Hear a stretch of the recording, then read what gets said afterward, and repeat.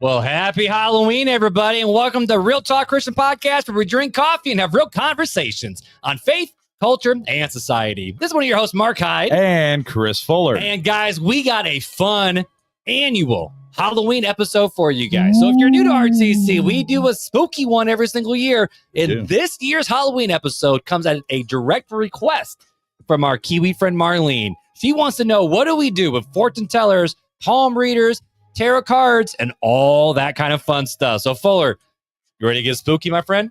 Let's get spooky.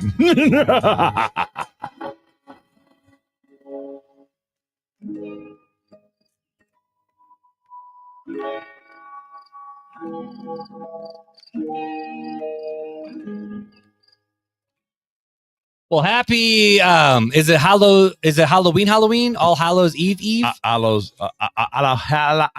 Halloween this year is on a Friday. It is. And today is a Thursday. So this is the Halloween Eve. All Hallows Eve. Halloween Eve. Halloween Eve. That's It's a Halloween Eve. It's a Halloween, dude. It is so good to be back with you, my friend. We have not officially been together since the end of July. Yep. And since Revive Fest. And this is like 6 days before Halloween. Yeah, dude.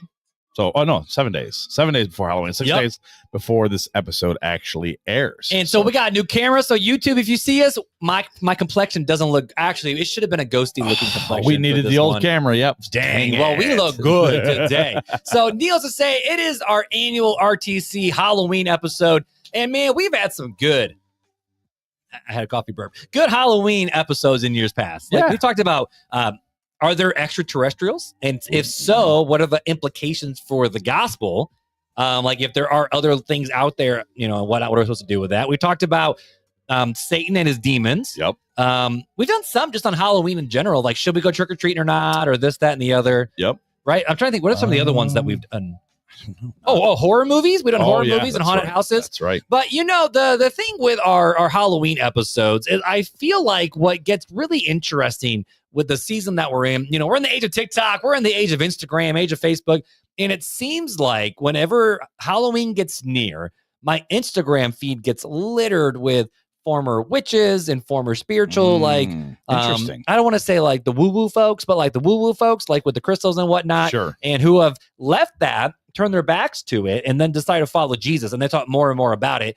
But now, since everybody's got a voice on social media, you got basically, it's not like an argument and not a fight. That's not the right word, but more of a, you can go trick or treat. No, you can't. Yes, I can. No, you can't. So yes, I can. Yes, I can. I was waiting for you to do that one. So I think this is going to be a good one of how we should respond to these types of things in regards to Halloween. I think it's going to be good. All right, man. But before we jump in, we got housekeeping. We got some housekeeping to do. Actually, we're drinking a little coffee right now. Okay, what is this? This is really this is actually, I don't even remember what it is. But you don't know what we're drinking? It's from Costco. We're drinking Costco coffee right now. Costco coffee. And I'm drinking a black. Yeah, it's good stuff. Okay, so Costco's made by Starbucks. Starbucks makes the Costco brand, don't they? No. Are you sure? I think we talked about this on the podcast. Costco, no, we didn't. But Costco does have Starbucks brands, but has many other brands. But that you're thinking Kirkland brand. Oh, wait. No. This isn't Kirkland brand. This is not Kirkland brand. This is just from the Costco. This is from the Costco. You know what color the bag was? It was orange. Was it Big B? It doesn't taste like, because Big B's not that good. It was not a Big B. It was like orange and blue and black. And it was a single origin coffee. If it's single origin, that works for me. Yeah. That works for me. So it's good. Bad. No, it's pretty good. I will say I've been really happy with. I don't really buy my coffee from Sam's, but I say that like silly Sam's people, but we love Sam's. I don't buy my coffee with you commoners. I mean, I don't. I get it from Bendix in South Bend and get delivered to me for free. Wow. For free, which is great. But you know what, dude? I've been drinking some other stuff. I got some stuff from the refinery in Goshen. Nice. It's pretty yummy. Nice. It's a great. My mom got Italian roast, which I'm like, Mom, I don't do dark roast, but it's okay. So the coffee's a little. It's not that greatest for coffee, but dude, it makes a mean. But let's be honest though. What? The Lord caught us at Starbucks. Dude, that's for real. The Lord caught us at Starbucks. So if you don't follow along on our Facebook community page, we posted a photo that we caught up in Starbucks yesterday. Unknowingly caught up in Starbucks. So I was walking in to meet a friend for a cup of coffee. And I walk in and I say, hey, I know that guy. It's Marc Hyde. Which is weird because, I mean, that's our old stomping grounds. It was where the inception of the podcast came about. Yep. And so I was just chilling because, family update, the Hydes are moving. Again. Yeah. So someone commented that they're they try to keep up with the modern ones, but they're rewinding. And he's like, dude, I'm listening to the part where you moved last time. I'm like, which time? Which time? That's what I said. He goes, so the house you're at right now. And I'm like, the one by Fuller. You're excited about moving by Fuller. And I'm like, oh, well, yeah, you got a couple more years to catch up on then. Again, which time? Oh, that's true. Okay, yeah. I mean, let's be honest. Every time you've moved, I followed. I know. Let's see. So we both were on the south side. Then you went northwest. I went northwest. You went OC. I went OC. And now I'm breaking the mold. You are breaking it. And then you're trying to talk me, but I said I was going to talk to your other friend, Devin, and we're going to move again somewhere close by each other. And then you're going to come following. I know you are. Because I follow you and Devin. I really do follow you and Devin for the most part. It's just the way it is. It's the way the cookie crumbles. Yeah, but dude, we were in the car 3 hours a day for drop-offs for kids, drop-off and pickups, and we got tired. That's rough. And so we found a house a mile from the campus, and so we got our offer accepted. And so right now, we put a counter offer on our house in literally right before I walked in. That's right. And there was a showing going on, so we're a little late getting in the studio tonight, but that's okay. And so I got, 2 more tomorrow. We had 5 yesterday, 5 over the last 2 days. We're supposed to have 2 tonight, but we only went down to 1, and we got like 3 tomorrow. Yeah. So things are moving, man. Nice. Things are cruising, which is good. We need to sell the house and get into this new one before it gets too, like, you don't want to move in December and January. Well, I mean, Michiana. You don't want to do it. You can, but it's not advised. It's not pleasant. No, it's not. Oh, I didn't think about this. We're supposed to be going to the Notre Dame game against Syracuse at the end of November. So hopefully that doesn't mess things up with closing. Maybe you are. Oh, no, I'm going. Absolutely. I'll take you. If Beth can clean the house, I'll take you. Oh, I'm kidding. I didn't say it, Beth. Kidding. All right. But anyways, so we talked about coffee. What's the other thing we owe? Oh, yeah, reviews. That's what we always do. You almost forgot the review. No, I didn't. We're like big and bright. We're like recent review. Oh, yeah. I decided to stop going because I forgot where we were at. I'm just like, you know what? We're going to take the newest one tonight. That's just the way we're going to roll. So if we've missed your review, no offense to you. Sorry. We love you. But this one is 5 stars from Kaylee BL. And it says, it's 5 stars, actually. I love y'all's podcast. Trying to get away from secular music, TV, and too much social media. It's definitely helped me to keep sharpening my perspective. Love the energy, too. Love the energy. Well, Kaylee BL. Thanks for the review. We appreciate it. We appreciate you very much. And I'm assuming it's a she. Well, it's Kaylee. Which we got to talk about that. You almost got us in trouble at Revive Fest. What? What? Oh, my microphone just. What? I hit the wrong thing. My microphone just fell. When we said something and we were like, we made the misgendered joke. And you're like, Marc, don't misgender people. That's the wrong festival. And everyone was like, what? It was the same joke I made. It was brilliant. When I went up, because everybody kept losing everything. And somebody had lost their room key to their hotel. And I'm like, listen, if you don't come claim it, that means we get to just go take whatever's in your hotel room. And I came down and Director Dave's like, did you just threaten to rob people? I'm like, yes, I did. I missed that interaction. That's funny. But it worked. It did. They came up and got their I said, all right. Because everything was like, you don't want to just hand it off to somebody. No. So I was like, all right, what hotel are you staying at? I did see that. That was funny. Just so I don't give the key card to somebody who, was going to show up at somebody else's hotel. That's real funny. Anyways. That's awesome, dude. And, I'm also excited for this episode to have a real talk or a fun fact with Fuller at the end because people have been messaging us. Oh, really? Saying that they missed the fun fact with Fuller to end the RTC on the road. So we hope you guys enjoyed that series and that segment, but we are ready to be back in our normal flow. I'm sure everybody else is ready for us to be back. So speaking of the flow, here's how tonight's conversation's gonna go. All right. So we got some setup to do. Go. Was that a rhyme? Flow go, baby. All right. Make sure you get your auto loan or auto insurance from Progressive with Flow. So we're going to do the intro, and then I got some stats to talk about. And what? What? You said that, and I'm like, we are farmers. Wrong I know, company, but you were talking about insurance. So anyways, continue on. That's true. But so we're going to do some setup. We're going to do some stats, and then we're going to get into the meat of the conversation. All right, so let's get it. As an intro, Well, It's a big word that says intro right well, there. what's funny is I think that was supposed to be the intro into the actual episode. Well, you know what? And then that messed it up. Pretend, okay? Oh, welcome to the annual Halloween episode. I do have to say how I love that this episode has become a fan favorite over the years. Over the last 6 years, we've talked about if we should celebrate Halloween, Satan and demons, dead people walking. Oh, that's right. Oh, yeah. Maybe we should have just read our notes instead of just you wrote them. Watching horror films, haunted houses, and extraterrestrials. And this year's request came from one of our favorite Kiwis. Yes, we do have favorites on the podcast. Marlene, and yes, and she has been apparently multiple years. Let's has requested this one. Let's be honest, though. What?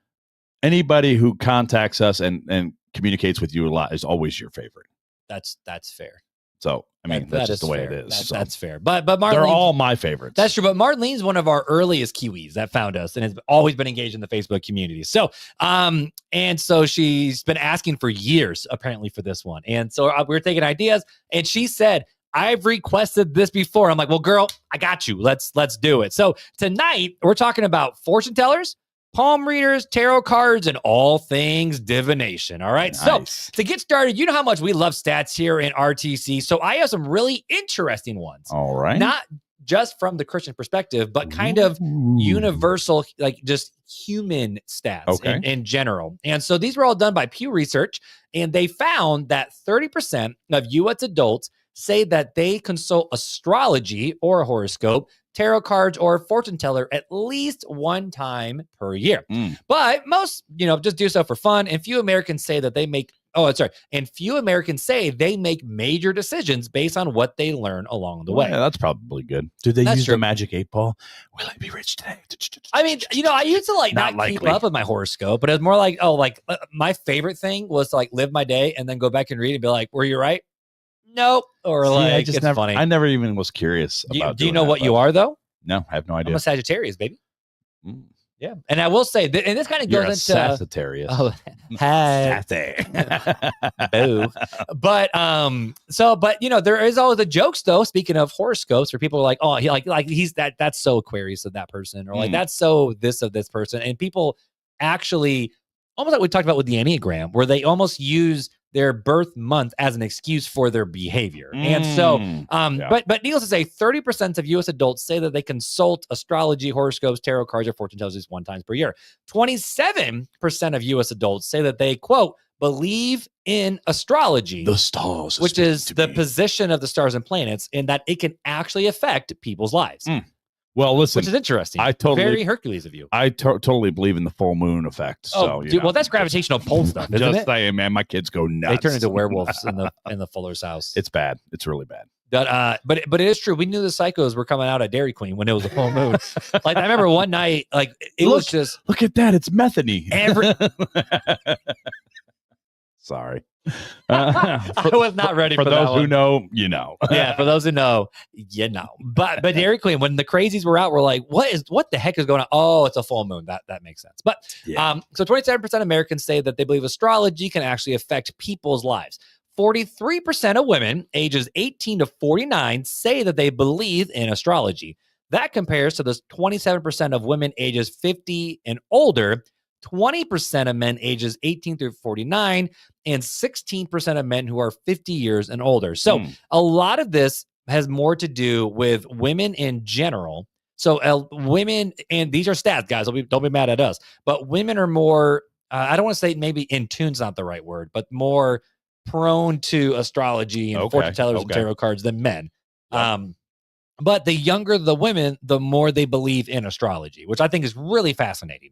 About half of the LGBTQ plus American community, 54% consult astrology or horoscope at least yearly, roughly twice the share among U.S. adults overall. And LGBTQ plus women are more likely than LGBTQ plus men to consult astrology at least yearly. So it's interesting. So women are more likely to, kind of be interested in this. Right. And then women in the LGBTQ plus community are even more.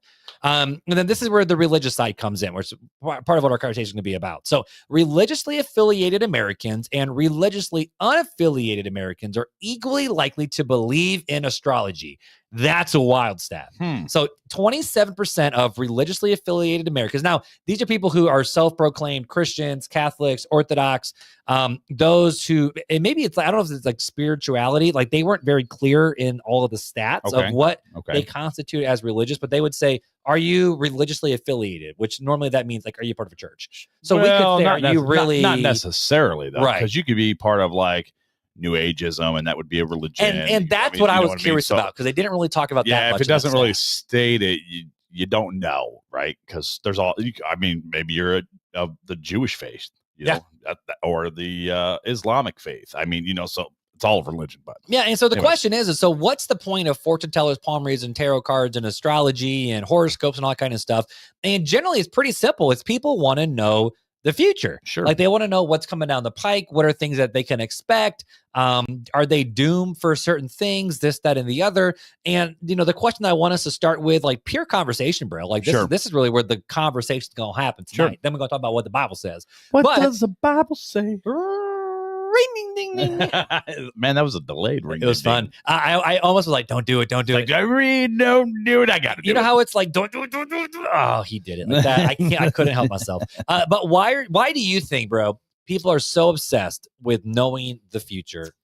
I don't think it's an obsession with absolutely having to know the future. I think people fear the unknown of the future, which is why they want to know. Okay.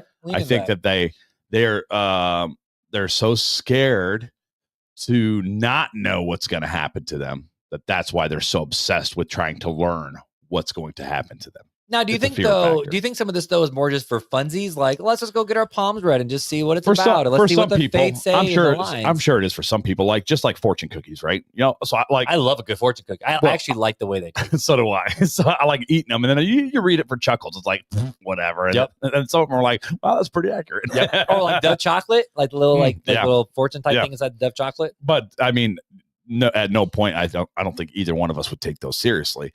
But I think for a lot of people, it could be for funsies, or it could possibly be for a little of both. Maybe they're having fun with it, but they kind of like, I'm interested to see if this actually will happen. Like, what will this happen? And are these things? Kind of like a gamble or type idea, almost like if there was a God, almost like if this is true. Like, like I'll throw out my fleece, you know, and see what happens or whatever. Or like, you know, like, well, I won't get into, because I've read show notes, so I'll just stop right there before I get too far ahead. You know, but this was why this episode, I'll be honest with you, was harder to prep than most of the other ones, because I read article after article after article, not from a Christian perspective, because most of the Christian perspectives are pretty similar. Sure. But I wanted to see what normal folks were saying. And just in terms of why, and should we be nervous? Should we be scared? I read about voodoo and how voodoo got started and all these different things.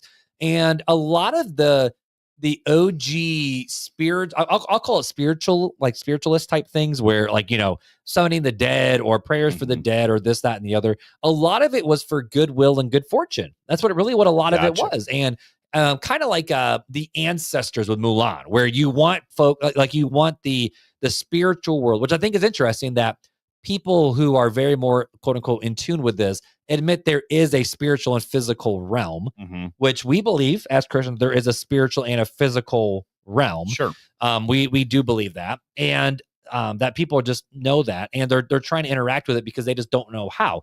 But when you look at all these other different religions, they all have some sort of trying to make the spirits, you know, favor them. They're trying to have their religious ancestors bless them, kind of like, you know, like I know it's not real Chinese religion, but like, you know, like Mushu was supposed to go awaken the great stone dragon to protect Mulan when she was out doing her thing. Right. And so people have always believed that the spirits are out there protecting us and surrounding us. And then you can flip it. And then like modern day Hollywood have made voodoo dolls like crazy, but there are real witch doctors out there that really do cast spells and things like that too. So this is where it's hard with this conversation, where there's like I'll call it the Western mysticism, where it's a lot more surface level type things. It's more for fun. Yeah, but there are people though, even with Western mysticism, where they do believe that these things do matter, but they would say it's part of the universe and the aura and the vibes that are happening, and we just want to be in tune with the tuning of the universe. Sure. Not so much, you know, like spiritual forces, but just like God is, which is pantheism. God is in all things, and God is a man, God is a woman, God is a thing, God is a spirit, God is in us. We are, the whole like I am a goddess, I am a god. It's type personality. It's a type of universalism. Yeah, and so, but then there's the other side though, where you hear stories of missionaries who are in foreign fields. Bob Goff has a fantastic story with the witch doctor. He went toe to toe with a witch doctor, and they really still believe in sacrificing children, or they believe in mutilating themselves in order to appease the gods. Greek, all the Greek literature, you're trying to appease the gods, and you don't want them to be mad at you because everything is based on how the gods are feeling, and so everything you're trying to do is to appease these outer worldly things. So fun fact. Okay. Well, okay, I think I say it's a fun fact, but it's a fun story. Oh, story time with Fuller? Because I don't know, I never looked in to see if it was fact, but I was watching a Facebook video the other day. That's why I had to change it there. Was it made by AI? No, it was not. But I forget who it was, but they were telling the story of when the Moses raised his hand. I think it was Moses raised his arms up and the sun stood still. Remember the story? Yes. Old Testament.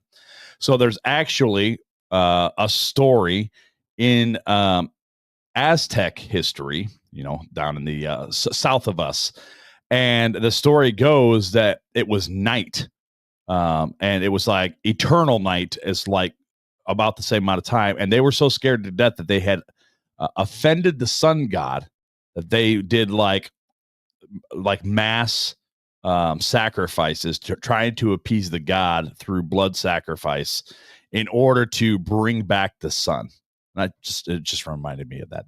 Whether that story is true or not, I don't know, but it was a good story nonetheless on Facebook. So. Interesting. Sorry, my realtor is trying to get a hold of me, so I'm like, call Beth. Boop. I don't know what's going on. But kind of the same idea, like with Road to El Dorado, like they were like throwing gold and trying to do sacrifices into this big vortex, which just, plopped you out on the other side. And, but there's so much in Western world that we, gosh, what's the, people need to stop trying to blow me. I'm just trying to send. This is what happens when you're trying to sell a house and podcast at the same time. And Beth is out of the state. Oh no. She's in Wisconsin. So, but all these different things. And I think this is where maybe some of us as Christians are kind of like, oh, dude, it's just like, it's DreamWorks, it's Disney, it's that. And like, there are things that do freak me out a little bit. Like voodoo culture freaks me out.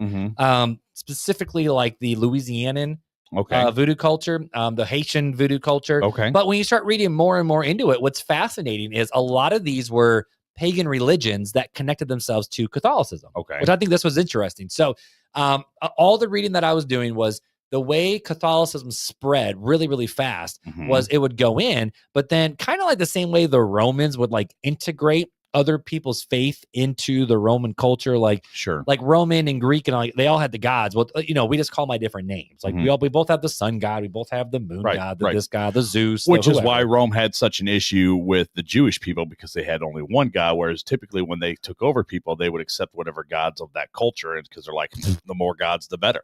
Exactly, and they were called the atheists because they don't believe in a god because God is not a human or God's a spirit, but he's not a real physical person like the gods were, which is interesting. But because they were monotheistic. Exactly. And gosh, what was I saying? Oh, but with Catholicism, and I'm not necessarily blaming the Catholic Church for this. It's more it could be the people who taught it. But the voodoo culture, they connected the prayers to the saints as in prayers like in the spiritual realm and can affect things in today's realm. Gotcha. You have the Mexican culture with what's the Day of the Dead called? I can't think what it's called.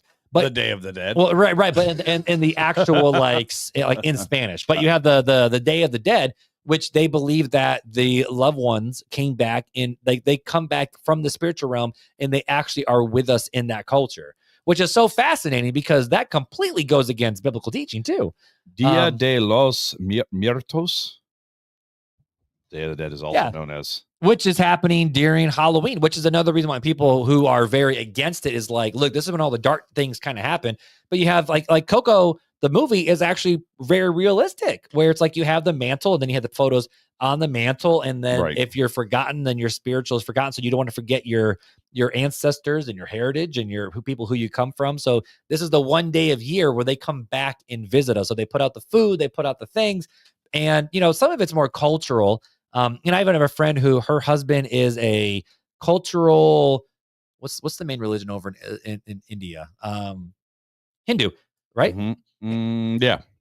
Well, they have this big festival where they do like color wars and they throw colors and do stuff like that. And I asked her about it because I'm like, so does your husband like actually participate? She goes, no, it's just cultural, kind of like how Christmas is cultural and Easter has become like they're not Christians at all, and he's more of just a cultural Indian. Okay. Like actually from India, not Native American. But that's also part of that is connecting with your ancestors too. So a lot of these faiths have ways that we try to connect with those who are dead. Protestantism is probably the one that doesn't. Right. But with going back to today's conversation, primarily with tarot cards and palm reading and fortune tellers, the question is, and I got so many mixed results from this too, is do those things, can they actually affect us in today's world? People believe it, and people talk about how, if you open the door to evil, of course, Christian side, that darkness can come in. Give a foothold to Satan. Right. Now, is that scriptural or is that a witty phrase that people have introduced? That's a question that some people say. I read a story about these, they call themselves Christian witches now, which they are less focused on the sorcery and more on just like connected to the earth and the healings and more natural-esque type things, which, because like even like in King Arthur's days, like witches were not really witches. They were just healers. Well, yeah, but you had witches and you had druids. There was difference. Druids were the healers. Is that what it was? Witches were still trying to practice sorcery. Oh, but gotcha. See, that's druids were the one with the earth, the animals,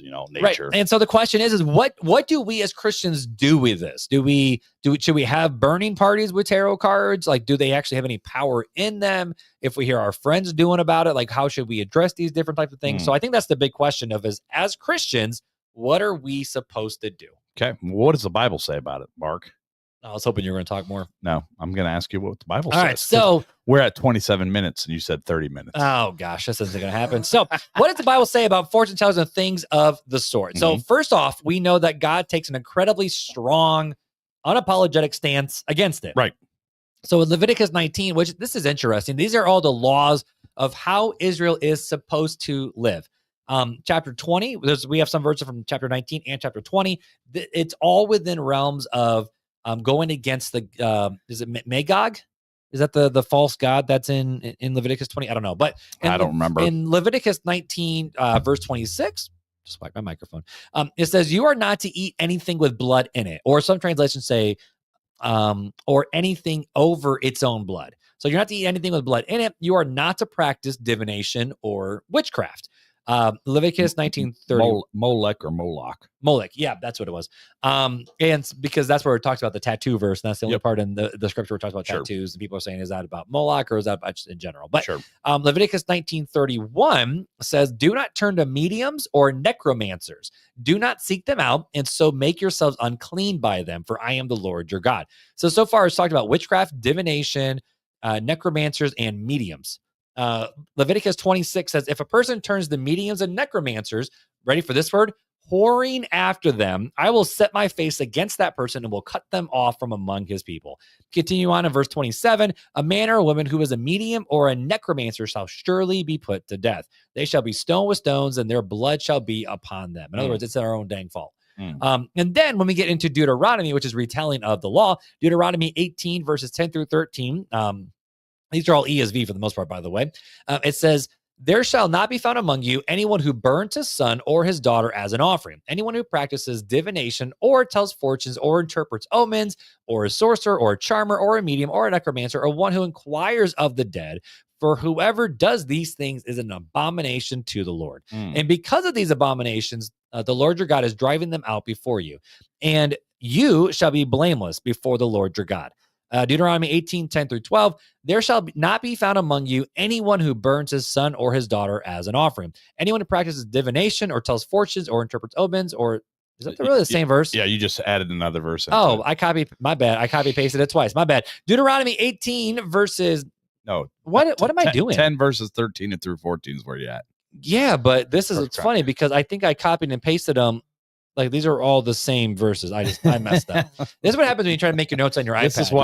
This is why I scrolled down. My bad. I thought there was a lot of verses there than normal. So for First Chronicles, Deuteronomy 18, I apparently put it in there 3 different times and had different starting places. But it says, when you come into the land the Lord your God has given you, you shall not learn to follow the abominable practices of those nations. And then it goes into, you shall not be burning your sons. Don't burn your daughters. Don't turn to fortune tellers or omens or sorcerers, terms this like that, because those are an abomination to the Lord.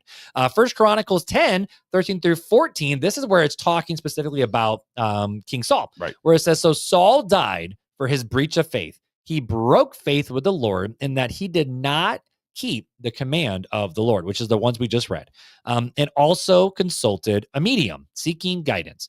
He did not seek guidance from the Lord.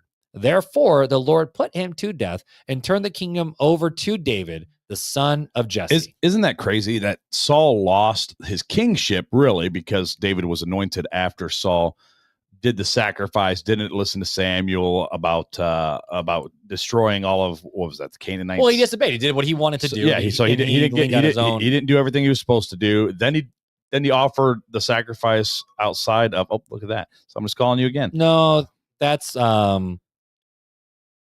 Anyways, so he offers the sacrifice without Samuel. That was my timer to tell Beth to sign the document. And you would think at that point he would have learned his lesson, but he did not. And now he goes out and seeks a medium, which costs him really his life. Right. And possibly, I mean, it questions whether he really had faith in God or not. And there is a question of, is that a gosh, why am I blanking on the word? Is it a prescription or description of, is it describing this is why God killed Saul, or is it a prescription of if anybody does this? Well, I think it's descriptive. So it says, so Saul died for his breach of faith. Not anyone who breaches faith will die. It's not what it says. It says Saul died because he breached his faith. He broke faith with the Lord and did not keep his command of the Lord. So there was a specific command given to him, and from Leviticus to all these other passages, and he broke it, right? Yep. And so he broke faith with God. Then the question becomes okay, so God does take a strong stand against it, at least in the Old Testament so far that we've seen. So why does God take an incredibly strong stance? Well, so this really gets into before I go there. No, you're good. It goes into another question I have, which is does Saul's breach of faith mean he had faith in God, but not saving faith in God? What does that mean? Like he believed, how even the demons believed, like Christ said, so he believed in God, but he didn't believe God. He believed God was real, but he didn't trust God. He didn't seek God's guidance. He wasn't really a man of faith. He wasn't the Hebrews 11 heroes of faith type of thing. You know what I mean? It does make me wonder, what are we going to see Saul in eternity? Are we not? I don't know if we can answer that question. No, well, that's why my thing is because he died for his breach of faith. He broke faith. So either A, if he broke faith, he never had the saving faith, or you can break faith and get into heaven. I don't know. There is the New Testament passage that talks about with false prophets that it even says that those who are of the called will be pulled away too. So it even says those who are elect will even be the Antichrist at the end of time. It talks about that had he not cut the days short, even the very elect would have been deceived. Not is that what it says? I thought it says there'll be a great falling away, but not necessarily. That doesn't imply that they actually had faith to begin with, because then if we think back to what John said in First John, or maybe it was Peter, I can't remember which one, but it was they left us because were not of us, right? So that also describes people that were within the body, but were not of the body. You know what I mean? So and when I take the great falling away language to mean in context of way other things that John had written was very similar to that. They fell away because they were not of us. They left gotcha. because they weren't with us. So going back into, so why does God take an incredibly strong stance against it? Primarily Sure. from the passage that Sure. we just read. And obviously the first one talks about that, at least during the Old Testament time, most fortune tellers, divinators, those who did omens, sorcery, witches, wizards and warlocks, I guess, they didn't just look into the future or flip some cards over, but they literally were committing sacrifices. And they were trying to consult with the dead. Yeah. Like they were trying to, and you know, does that mean they were trying to talk with just dead people? Were they trying to use the power of darkness to do different things? But we don't fully know, but we do know that, you know, Saul went to a divinator to then talk with the dead prophet. Samuel. Was it Samuel? Because Nathan was the prophet. He tried to bring back Samuel and through the media. Did. And I'm like, how does that work? Well, I think this was God because of the reaction from the medium. Because she even freaked out. She jumped back, as the story says. Yes. And so there was a shock from her. So it seems like, you know, maybe they were like playing games and acting, or maybe this one at least was. Like let's roll the dice and see what your fortune is. And holy crap, it worked. Yeah, like what the you know, this is nuts. Give me my monies. I don't think she expected Samuel the prophet to actually show up. But Saul did. Yep. And he did. So, but when you look back at, you know, Deuteronomy, it's talking about the fact that, you know, there shall not be found any among you who burns his sons or daughters as an offering. Anyone who practices divination, fortune tellers, these different type of thing. God connects it all together with sacrificing sons and daughters, trying to connect with the dead, trying to appease the God, trying to make these sacrifices, this, that, and the other, where it's the fact of, at least for the ultimate sign of, you know, these fortune tellers, it's kind of one of those where it's like, don't play games. Right. Don't play games with the dead. Don't play games with spiritual things that you have no idea what you're even like. Kind of like we're the, like he's the potter, we're the clay. So like we have to know our place. Where it's kind of like Ouija boards, where I'm like, I ain't touching no Ouija board. Right. Sure. Like I am not touching that at all. We got another offer on the house. Oh. Interesting. So Beth will have to deal with that one. Well, now you have to see what the counter offer is accepted or not, because we haven't turned it in yet. We have till 8 o'clock to do that, baby. Okay. Yeah. So, you know, so most fortune tellers and divinators were also potentially committing sacrifice, which is killing people made in God's image, which is one of the, even in the Old Testament, is one of the world's worst things you could possibly do. Mm-hmm. Is, you know, take someone else's life.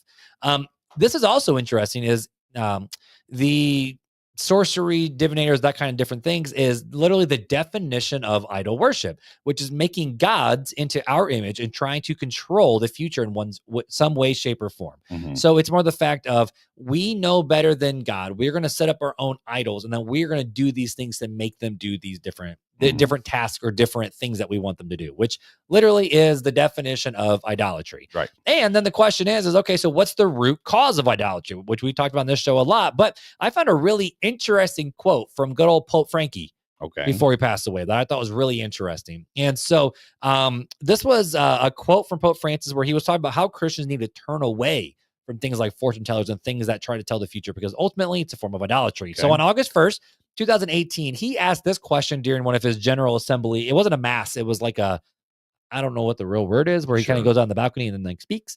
But he says this: how many of you go to pray with tarot cards to see your future? How many of you go to get your hands read to see the future instead of praying to God? And he continued to say that idolatry is a human tendency that affects everyone, and is a constant temptation, and that trying to have someone tell our future is putting our wants ahead of God. Which I thought that sums it up really, really well, where it's the fact of what King Saul did, is the fact of, we are trying to consult these things because we are trying to take God off of his place and consult something else to show us our future, which is really putting something else ahead of God, which is breaking the first commandment. Sure. Yep. I shall have no other gods before me. But, you know, there is a big question, though, of, we see this in the Old Testament. Like we see in Leviticus, we see in Deuteronomy, we see in Chronicles, Saul actually committing the sin of going to one. How come the New Testament doesn't talk about it much? It does a little bit, but it doesn't. You see a lot more demonic possessions in the New Testament, which you don't see as many in the Old Testament. Oh, okay. Fun fact. That's true. Because you don't really see the big one in the Old Testament is more of God was using nations to punish Israel. You see the evil spirit, not just annoying King Saul, but literally like tormenting. Yeah, you see definitely, King yeah, tormenting spirits upon him, right? And so there was spirits upon him, but yeah, like you said, you don't see a lot of, I would say, like mysticism type of things, like fortune tellers or tarot cards in the New Testament, like you do in the Old Testament. You see quite a few, and God's pretty firm and stout against that. So, yeah. Yeah, and so we see the Magi from the East, which some people say like, oh, well, they would be divinators and sorcerers. So what does it do with that? Possibly, or they could have been what we consider scientists today that were studying the constellations. Right. Said, hey, astronomy versus astrology. Yeah, that star right there is different. That's not normal, and it ain't moving. And we do even see the Apostle Paul casting out the fortune teller who she actually was telling the future. Like she was making her owners lots of money. And she was walking around following them saying, this is Paul, listen to their story. And he got fed up and said, get out. Be gone from her. And she was out. So, man, he casted out the demon from her. That's what he did. And then and then the owners of her were like super mad at him because they took away all their money. Yeah, they just lost all their money. So here's some questions to wrap up today's conversation. Okay. All right. And so I have a lot of them here, but I'm only going to hit a couple of them. Okay. So the first question was, didn't Israel and even the disciples cast lots and leave their decision up to fate? Like when they chose the new. So fun fact about new this. disciple? Now, this is a fun fact that I've studied. So when they casted lots to choose the new disciple, it wasn't so much they were casting lots to gamble or to try to tell the future or to see, let the fates decide.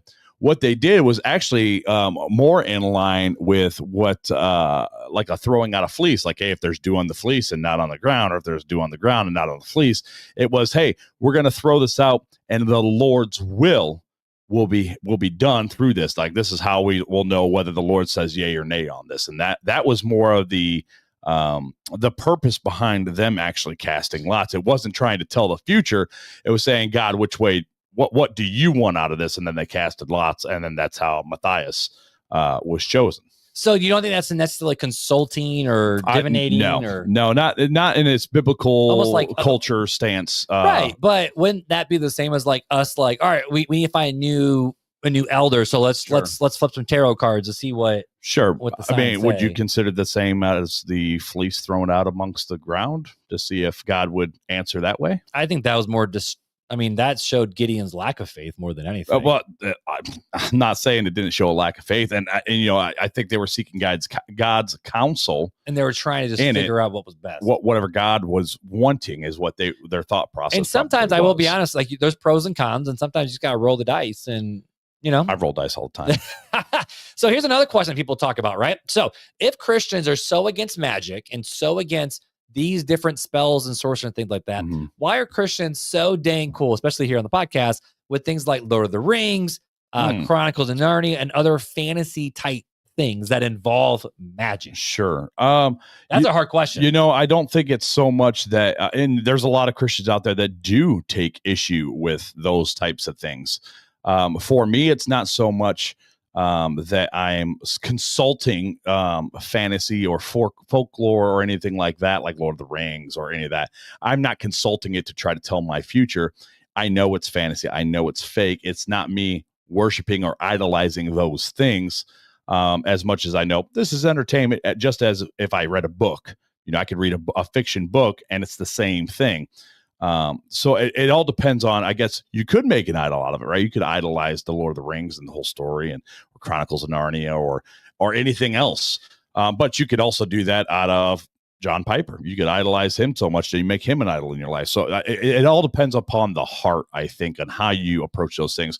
Whereas when you're searching out like the tarot cards and stuff like that, you're actually looking for, even if it's halfway joking, you're still looking for answers from other things, from other spiritual things other than God.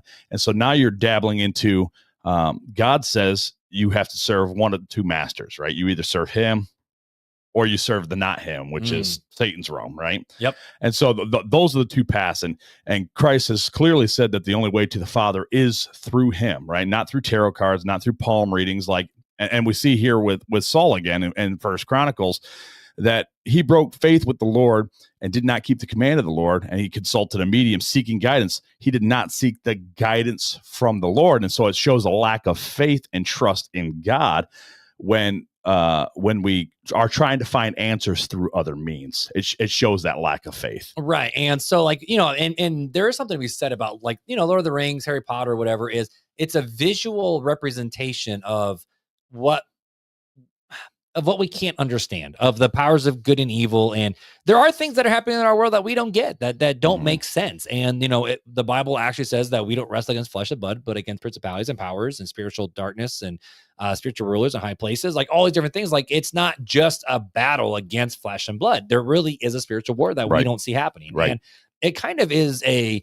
visual representation of this fantasy, which the word fantasy literally means fake. Yeah. Like, right. It really is fake. Yeah. If you know fantasy, it's fake. You're not seeking something out to try to give you answers. It's fun. And even people who dress up like cosplay, there's no difference than me and Fuller wearing our Irish football jerseys to a football game. That's cosplay. Right. Like, or my Obi-Wan Kenobi costume. That's true. I was waiting for you to tee that up. And so there are things like, like we see in the New Testament scriptures where there's gifts of prophecy, gifts of healing, gifts of miracles and visions and angels and different things. And we've talked about some of those things in other episodes about like false teachers and whatnot. But the biggest thing for today's conversation is we see in scripture that we are not supposed to go to anything else in our life to try to determine the future besides God. Right. Now, we still are called to, like the Bible even says that the horse is prepared for battle, but safety is of the Lord. We still have to go, like, actually take steps.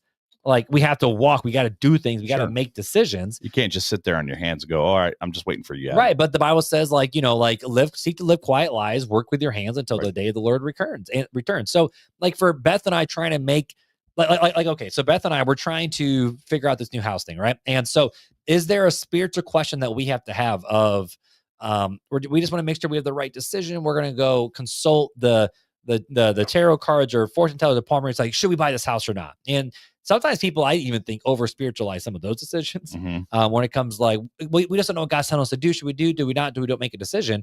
I mean, you guys know me and Beth are very much a pros and cons list. What makes the most sense? And unless the door gets slammed shut, we ain't going to do it. And we're not going against sinning against and there's God. other decisions that people can make that they seek counsel about. Of course. Right? So they seek counsel from good Christian. We prayed for wisdom. Right. And we absolutely. prayed for this. And then you have to go, is there an open door here? And if it's open, and if I step through it, does the door get slammed in my face by God, or am I allowed to walk through? Right. And, there's certain things that we don't need to pray about because God already tells us to go do it. He tells us to share the good news of the gospel. He tells us to take care of the outcast and the lowly. He tells us to go take care of widows and orphans in their distress. He calls us to love our brothers and sisters. He tells us to actually worship him. So these aren't things that we necessarily need to pray about because God already tells us to do it.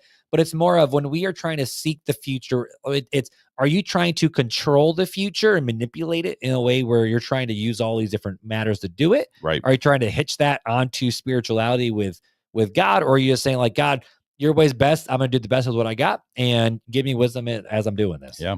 And so is there anything else we need to end this I feel like this episode is like the least spooky Halloween episode we've ever had. It is, and it's like probably the least amount we've ever argued on a Halloween episode. That's true. That's true, because your boys are going to get some candy next week. You going to go Fazoli's next week? Fazoli's it is. You know how it is. Reformation Day, brother. Oh, gosh. Ready to we got to go. Oh, it's fun. We almost forgot fun facts. I almost hit the wrong button. You almost did. But I didn't. Time for fun facts with Filler.